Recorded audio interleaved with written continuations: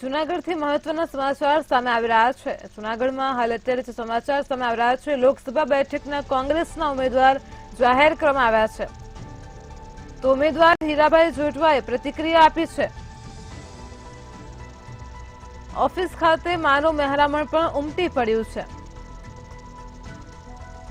ઢોલ નગારા અને ફટાકડાથી આતશબાજીથી જે માહોલ જોવા મળી રહ્યો છે જૂનાગઢમાં કાર્યકર્તાઓમાં ખુશીનો માહોલ છે।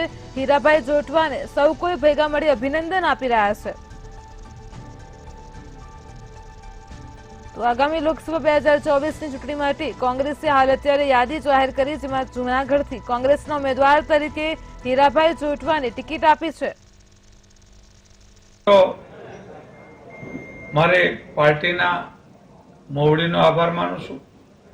એમનાથી વિશેષ જૂનાગઢ પાર્લામેન્ટમાં આવતા લોકો અને આખા સૌરાષ્ટ્રમાંથી છેલ્લા 4 દિવસથી એટલા બધા ફોનો આવ્યા આશીર્વાદના, અને એ બધા ખૂબ ખુશી હતા। અને એક જ વાત હતી કે હીરાભાઈ તમે લડો, આ ચૂંટણી છે એ અમે તમારા માટે લડવાના છે। અને એટલે જ 101 આગેવાનો એક જ નામ લઈને અમદાવાદ ગયા હતા। સર્વસંમતિથી એક જ નામ ઉપર